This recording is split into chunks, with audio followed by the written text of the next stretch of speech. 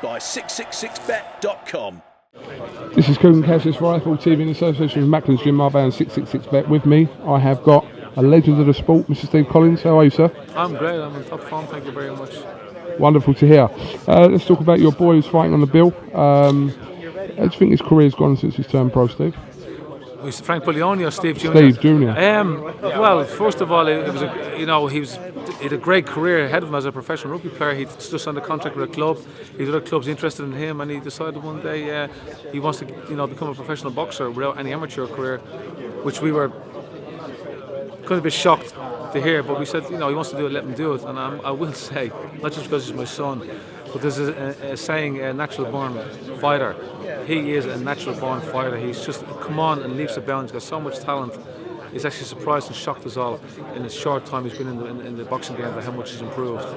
Unfortunately, in his last fight, he had a very serious injury, which I think originated in the rugby field.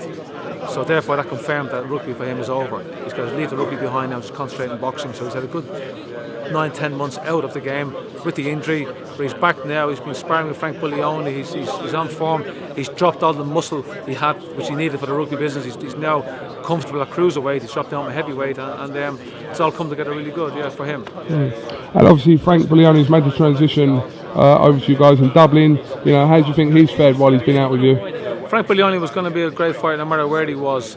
He's got natural talent and ability, but he realised himself for his career to progress he needed to get out of London. He needed to get away from the razzmatazz, the attention, the spotlight. He wanted to go to America, but he came to Dublin first to see what it was like in Dublin, save himself travelling far because he heard so many positive things about our gym in Dublin. When he came out after 2 days, he just fell in love with the place, and he's been so happy out there that he's just improved and progressed amazingly, and I think he's going to shock and surprise everybody just how quick he has improved. Stephen Ormond out in a couple of weeks as well against Terry Flanagan in a huge fight for him. That's a great 50-50 fight, Steve.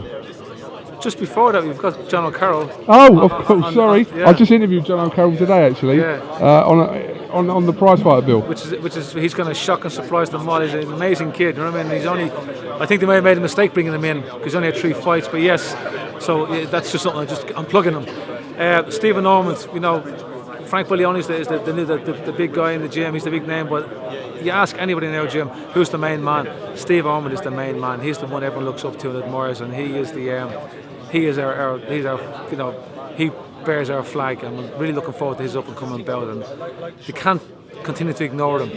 When the people see just how good and how exciting he is, they're gonna keep him. They won't let him go away. They're gonna keep him over here. They're gonna keep him fighting here because he's just a great fighter and a great kid, and he's gonna bring up the standard of boxing in Britain because everyone has to contend with him now, and they have to up the game. Interesting fight on this bad blood card as well. Billy Joe Saunders and Chris Eubank Jr. What are your thoughts about this fight, Steve?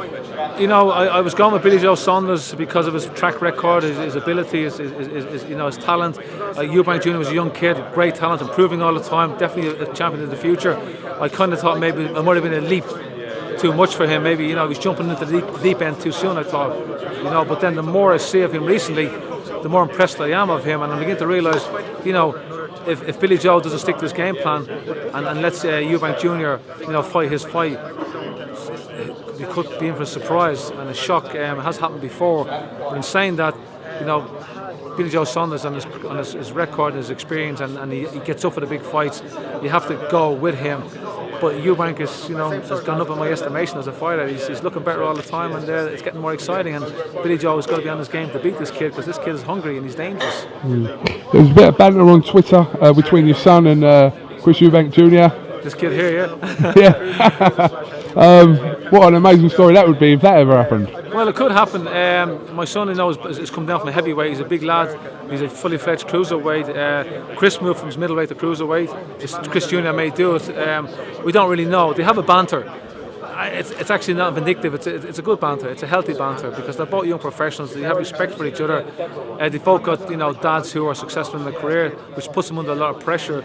It also puts them in a position where they can be promoted too, using their parents' and dads' names. But wouldn't it be interesting? Yeah, it would be very interesting. Yeah. I think it would sell. Yeah, that's what he said the other day. Yeah. All right, Steve. Listen, thanks for giving us a little bit of time, and we look forward to Saturday night. It's going to be a great show. Absolutely, I'm looking forward to it too. And you know, the Celtic Warrior Boxing Gym is privileged and honoured to be taken into the fold by all you guys in the media. Thank you very much. Thank you very much, Steve Collins. The Big Fight, sponsored by 666bet.com.